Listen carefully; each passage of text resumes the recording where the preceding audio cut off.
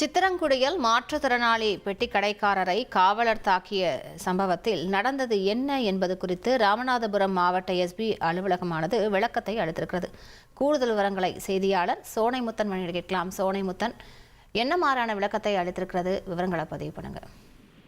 வணக்கம். அதாவது முதுகுளத்தூர் அருகே கடந்த சில தினங்களுக்கு முன்பு மாற்றுத்திறனாளியை தனிப்படை போலீசார் போதையில் தாக்கியதாக எழுந்த புகாரை அடுத்து தற்போதைய விசாரணையில் இருவருக்கும் இடையே ஏற்பட்ட தகராறு காரணமாகவே தாக்கப்பட்டுள்ளதாக, இதில் இருவரும் காயம்பட்டுள்ளதாகவும் எஸ்பி அலுவலகத்தின் வாயிலாக தற்போது விளக்கம் ஒன்றை அளித்துள்ளனர்.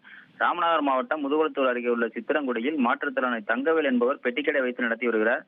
இந்த நிலையில கடந்த மாதம் 14ஆம் தேதி அந்த பகுதியில கிராமத்தில் ஒரு திருவிழா ஒன்று நடந்துள்ளது.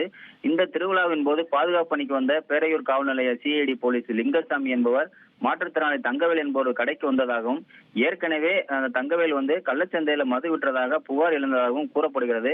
அதனை விசாரிப்பதற்காக அப்போது அங்கு வந்துள்ளார். அப்போது இருவருக்கும் இடையே தகராறு ஏற்பட்டுள்ளது. இதில் மாற்றுத்திறனாளியை போலீசார் முதற்கட்டமாக அறைந்ததாகவும், இதில் ஆத்திரமடைந்த மாற்றுத்திறனாளி தங்கவேல் அருகில் இருந்த இரும்பு ராடை எடுத்து போலீசாரின் தலையில் பலமாக அடித்ததாகவும், அதில் காயம்பட்ட நபர் கோபமடைந்து மாற்றுத்திறனாளி தங்கவேலை திரும்ப தாக்கியதில் அவருடைய கையெலும்பு என்பது முறிவு ஏற்பட்டிருக்கிறது. இருவரும் அரசு மருத்துவமனையில் சிகிச்சை பெற்று வந்த நிலையில் தங்கவேல் மீதும் வழக்கு பதிவு செய்யப்பட்டுள்ளது. மேலும் சம்பந்தப்பட்ட அந்த சிஐடி லிங்கசாமி மீதும் 3 பிரிவுகளில் வழக்கு பதிவு செய்து அவரை பணியிடம் நீக்கம் செய்ய மாவட்ட நிர்வாகம் உத்தரவிட்டிருக்கிறது. ஏற்கனவே போதையில் அடித்ததாக கூறப்பட்டிருந்த நிலையில தற்போது மாவட்ட காவல் கண்காணிப்பு அலுவலகத்தின் வாயிலாக இப்படி ஒரு தகவலை ஒன்றை தற்போது விளக்கமாக அளித்துள்ள சம்பவம் மேலும் பரபரப்பை ஏற்படுத்தியிருக்கிறது. தற்போது 2 தரப்பிலுமே காயம்பட்டதாகவும் எஸ்பி அலுவலகத்திலிருந்து கூறப்பட்டிருக்கிறது. விவரங்களுக்கு நன்றி சோனைமுத்தன்.